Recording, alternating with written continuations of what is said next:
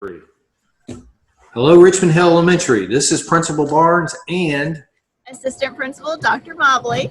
all right, we know these are exciting times, so we wanted to reach out to you because we have some ideas, some resources, and we just want to support you with e-instruction. So, Dr. Mobley?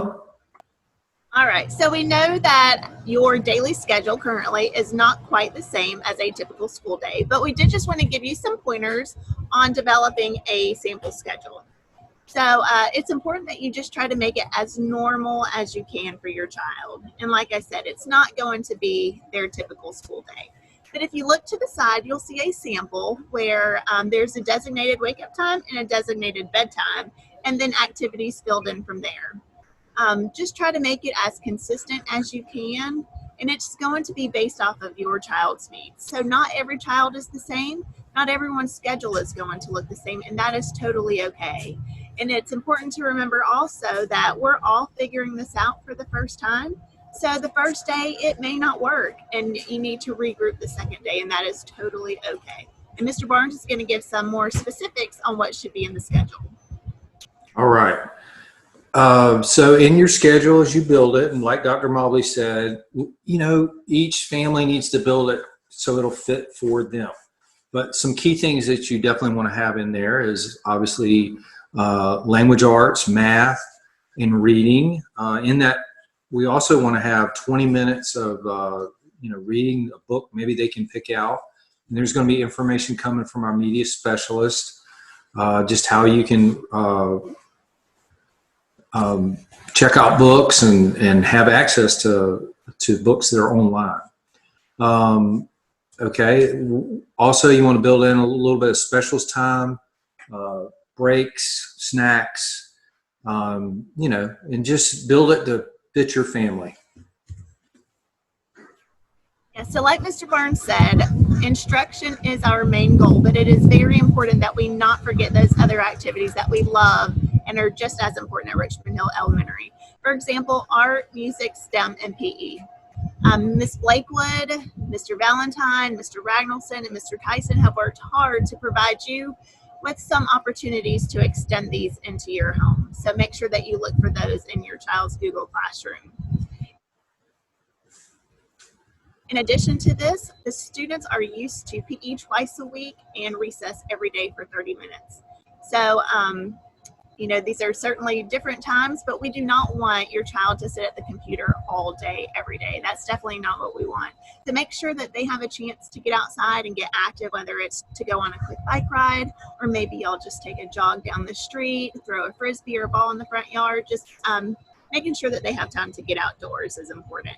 And like Mr. Barnes said, we want to make sure that our Wildcats stay reading. So it may be something that you start at home just to keep track of a reading log. And if your child reads a book that they really enjoy, they can always share that with Miss Rearley so she can get the other students reading it as well. All right. I just want to reiterate what Dr. Mobley said about exercise. It's so important. Kids need to get outside a little bit and have some fun, and we don't want them just sitting behind a Chromebook or a computer all day. Make sure that they're getting that proper exercise. All right, so the next thing is we want you to create a special learning place. Okay, so it could be at the kitchen table, it could be a family room, extra bedroom, or sunroom, anywhere in your house where you feel comfortable. Some families like to have it, right there in the center kitchen table. We're all in there together. Other families like to create a room that might be separate, and this is a place where we work, and when we walk away that we're going to leave it. Okay, so it's just whatever works for you and your family. I took some pictures off of Pinterest and different places, and this is just a kitchen table. Another table, you can see how people decorated. They got a map on the wall. The picture to the top left shows student work or your child's work. This parent was very organized. Once again, whatever works for you. It's another learning space that's been created.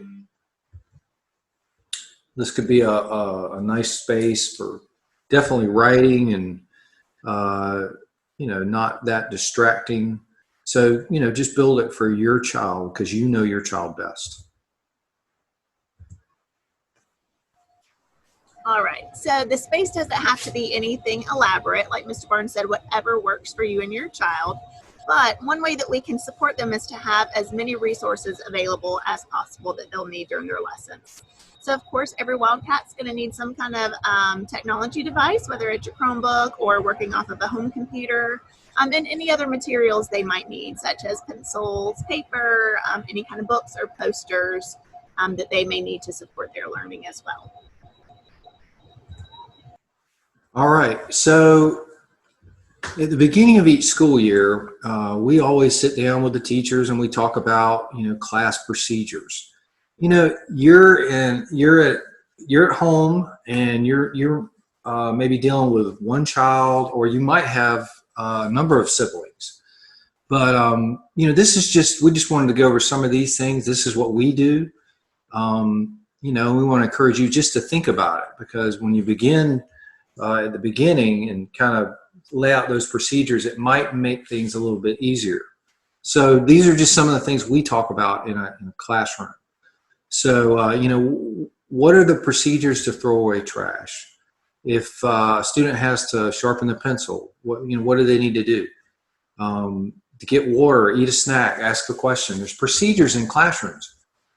And what we would encourage you to do is just lay out those, and they're going to be different for a home setting, but they're going to be some things that you will want from your children. So start thinking about those now before you start, and that way everybody will be on the same page, and we feel like it'll be a lot easier. All right, so like we said, this is new for everybody. So one thing that is a main focus in school is classroom management. And this is just the way that we interact and deal with and reinforce those good behaviors that we want to see. So same thing in the home. Kids thrive off of positive praise. So anytime that you can provide that for your child, it just really goes a long way. And you're going to reinforce and shape those good behaviors that you are seeing. It's important to set those expectations. And then kids like to work for a reward. So whether it be a sticker chart or a tally mark, keeping track of what they do well and letting them work for a prize at the end of the day, or break up your day and have them work for a smaller treat during the day. Some examples could be extra video game time. We do not want the Wildcats all day on the videos, but we know that they love those. So what a great time to let them work for that extra time. Some board games as a family, TV time, or just taking time and reading a good book, or maybe they work for a certain snack that they really like at home as well. All right. We also want to encourage you to, really utilize this time that we have. I feel like we'll look back on it, and we can really make the best of it. We want to encourage you to do that. You can do that through set specific times for meals where we're all going to eat together, or have family meetings, possibly plant a garden or take a walk, play basketball, just race in the backyard. I mean, your kids are going to eat that up. I mean, we're so busy in our daily lives, and this is definitely an opportunity to take this time and we have a lot of it, but take this time, just to really spend time with your kids and just enjoy them. All right. So, we've created this video for, just for you. So you'll have support. We want to be here for you. We know that as we all are going through a lot, we hope to have some support groups on the web. We're going to be getting that information to you. You'll be able to sign up and have a virtual support group where you can pair up with other parents and talk to them and see what they're doing. We're also going to rebuild our website to make sure that you have resources and access to things that we think are important and things that you may need. The main place that you're going to go is Google Classroom, your child's classroom, to get information. but we're going to have other resources as well, and we're going to try to make it in one central place where you can have access to them. So we appreciate just the time that you've taken to watch this video. We want to hear from you. We value your input. And if there's anything we can do in the near future, just let us know.